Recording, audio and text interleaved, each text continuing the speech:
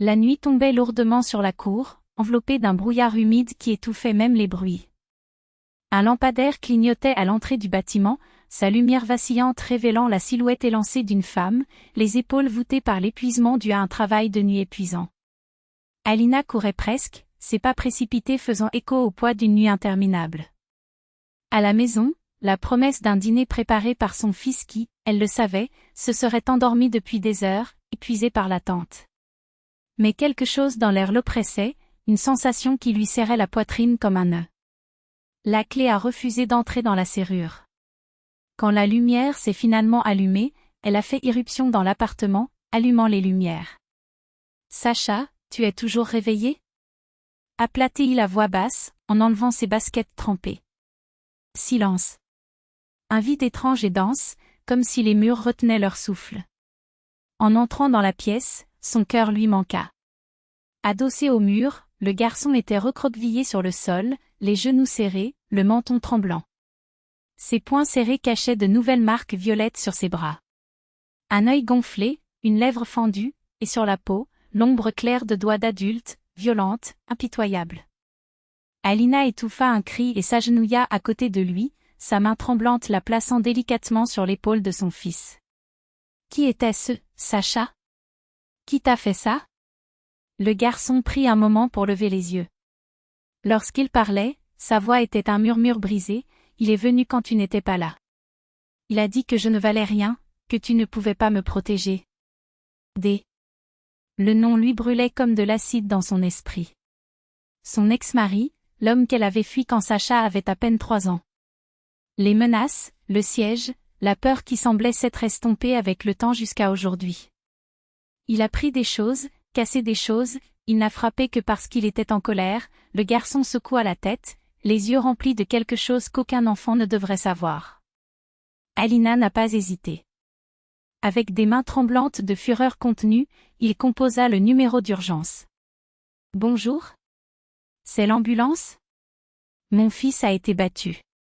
Je sais qui a fait ça. Venez vite. Allons à l'hôpital. » Tandis qu'il habillait Sacha avec des gestes agiles, l'enveloppant dans une épaisse veste, dehors la pluie frappait à nouveau le carrelage, comme si le ciel essayait d'effacer la douleur qui débordait de cet appartement. Les lumières froides des urgences font mal aux yeux. Sacha était assise sur la civière, les doigts entrelacés, tandis qu'une infirmière nettoyait doucement ses blessures. À côté, un médecin au visage marqué d'éternelle inquiétude examinait le garçon avec des regards rapides et précis. Contusion modérée, traumatisme interne possible. Nous allons vous orienter vers un psychologue pour enfants, a-t-il annoncé, tandis qu'Alina pinçait les lèvres pour retenir ses larmes. C'est alors qu'est entré un policier, jeune, avec de profonds cernes sous les yeux et une tablette à la main. Il écouta l'histoire d'Alina en silence, puis s'approcha de Sacha. « Fils, tu te souviens du nom de l'homme qui est venu ici ?» Le garçon hocha la tête, la voix ferme malgré le tremblement, « Oncle Valra. » Il sentait l'alcool, il criait que maman n'aurait rien, que nous étions seuls. Le policier a tout noté, puis s'est tourné vers Alina. « Vous avez bien fait de le signaler. Nous allons appeler le tribunal pour enfants et garantir une protection immédiate. Pendant que le processus est en cours, vous bénéficierez de la sécurité. » Elle serra les dents. Cela n'arrivera plus. Il ne s'en approchera plus. Un psychologue est apparu à la porte, invitant Sacha à discuter. 20 minutes plus tard, le garçon revint. Il ne pleurait pas, mais ses yeux auparavant pleins de peur portaient désormais l'ombre d'une fatigue adulte, une résilience qui ne devrait pas exister chez un enfant. Et, au fond, une lueur timide, comme si quelque chose avait été réparé. « Je t'ai tout dit », murmura-t-il en s'appuyant contre Alina. « Je n'ai plus peur. » Elle le serra fort dans ses bras, le visage humide. « Tu es en sécurité maintenant. Je suis là. Toujours. » Le lendemain matin, alors que les premiers rayons du soleil perçaient les nuages gris, un coup à la porte la fit frissonner. Alina, qui n'avait pas quitté son fils des yeux de la nuit, s'assit sur une chaise dure à côté du lit, se leva tendue. À la porte, un homme de grande taille en costume impeccable, suivi d'une femme avec une mallette et un insigne de la protection de l'enfance. « Je m'appelle Artem Serguevitch, procureur pour enfants. Nous avons reçu votre dossier. Sachez que Valérie P. a été arrêté à 5 heures du matin. Il a résisté à son arrestation, mais il est en garde à vue. Les mots résonnaient avec un soulagement physique. Si vite? Nous ne pouvions pas l'attendre. Ce n'est pas la première plainte contre lui. Vous étiez la pièce manquante, a expliqué l'assistante sociale en tendant les documents. Nous devons formaliser sa déclaration et lui offrir une protection, un abri temporaire, un soutien psychologique. Nous aimerions également inclure Sacha dans un programme de réhabilitation. Le garçon, qui écoutait en silence, tendit la main vers sa mère. Alina le serra dans ses bras, d'une voix ferme, « Participons. Battons-nous. Pour lui.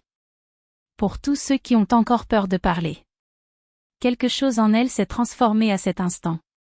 La femme qui hier était au bord du désespoir brûlait maintenant d'une flamme calme, d'une force qui ne fléchissait pas. Je le savais, il ne reviendrait pas. Personne ne toucherait plus son fils. 2 semaines plus tard, l'appartement où Sacha tremblait de terreur était vide. La mère et le fils avaient emménagé dans un centre de rééducation accueillant avec des murs clairs, des fauteuils moelleux et une cour tranquille où ils se balançaient.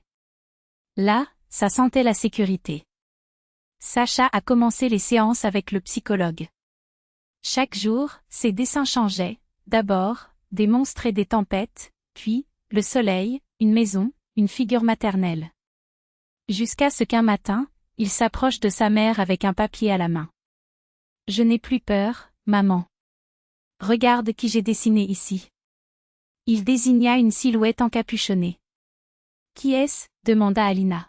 « C'est moi » répondit le garçon, les yeux brillants. « Quand je serai grand, je serai celui qui protégera les autres. » Elle se retint de pleurer en lui caressant les cheveux. « Tu le es déjà, Sacha. Tu es déjà forte. Et tu sais? Je n'ai plus peur non plus. » Le lendemain, Alina s'est rendue au service de protection de l'enfance. La tête haute, elle s'est portée volontaire. « Je veux aider tous ceux qui traversent ce que nous avons vécu. » Le monde n'était pas parfait, mais il y avait maintenant 2 guérilleros supplémentaires, des gens qui savaient quoi faire lorsque l'ombre frappait et étaient prêts à allumer la lumière.